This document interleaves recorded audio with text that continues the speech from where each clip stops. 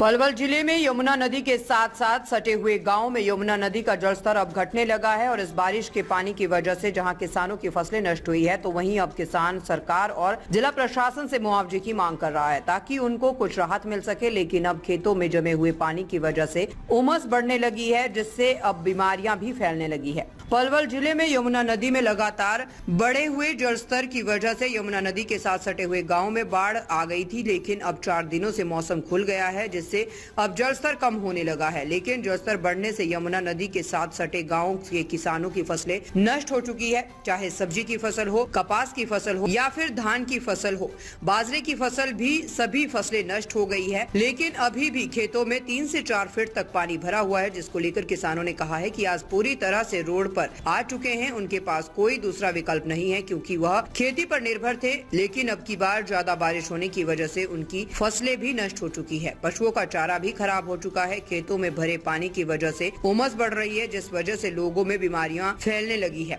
किसानों ने कहा है कि लोगों के साथ साथ पशुओं के अंदर भी बीमारियां फैल चुकी है। लोगों का कहना है कि सरकार और जिला प्रशासन गाँवों में पशु डॉक्टर और हेल्थ विभाग के डॉक्टरों की ड्यूटी लगाई जानी चाहिए ताकि बीमारियों से बचा जा सके। किसानों ने कहा है कि जो फसल बर्बाद हुई है उसकी गिरदावरी करवाकर सरकार को जल्द से जल्द मुआवजा देना चाहिए ताकि उनको कुछ राहत मिल सके। तो वही दूसरी फसल की भी बिजाई की कोई उम्मीद नहीं है क्योंकि अभी भी खेतों में 3 से 4 फीट तक पानी भरा हुआ है। किसानों ने कहा है कि अब उनको केवल सरकार से ही उम्मीद है कि सरकार उनकी फसल की गिरदावरी करवाकर उन्हें राहत पहुँचाने का काम करेगी।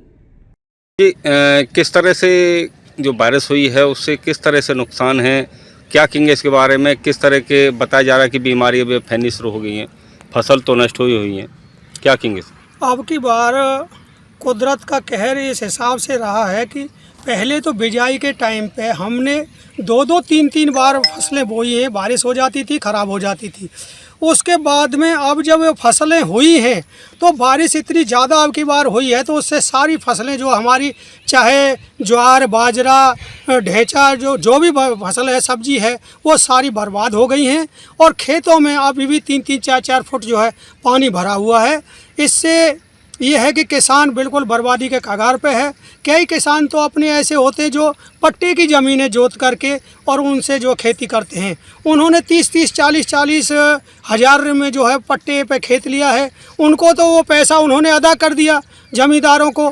अब उसमें ये फसल तो मारी ही गई, इसके बाद जो दूसरी फसल आने वाली गेहूं की है उसकी भी यहाँ उम्मीद नहीं है कि वो फसलें जो है हो सके।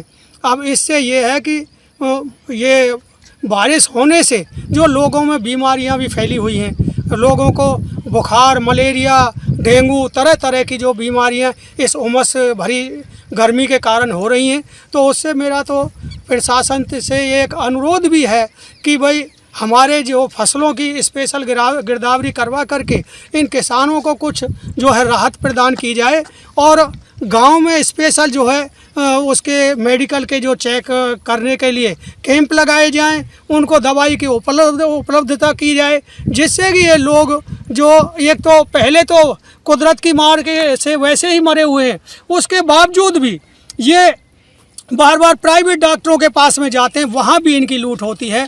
तो जब डॉक्टरों की जो टीम जो आएगी तो ये इनको राहत प्रदान होगी, ये कम से कम लूटने से बचेंगे। यही मेरा प्रशासन और हरियाणा सरकार से अनुरोध है कि इनको जो पुनः जो वो स्पेशल गिरदावरी करा करके और इन्होंने उचित मुआवजा देने का कष्ट करें। सर जी, मेरा नाम जीवन लाल जी। जीवन लाल जी, जिस तरह से बारिश की वजह से फसलें नष्ट हुई हैं, किस तरह से क्या क्या नुकसान है और अब क्या परेशानियाँ उठानी पड़ रही हैं आप लोगों को? जो जी खेती जिम्मेदार की जो फसल है, सारी जो गेहूँ, ये कपास है, ये ढेंचा है, ज्वार है, जो पशुओं को हरा चारा है, ये सारा ख़त्म हो चुका है जी। तो मतलब क्या बताया जा रहा है कि उमस पैदा हो रही है, इस वजह से बीमारी? हाँ जी, ये बारिश की वजह से जी खेतों में 3-3, 4-4 फुट पानी भरा हुआ है जी, उससे जी उमस निकल रही है जी।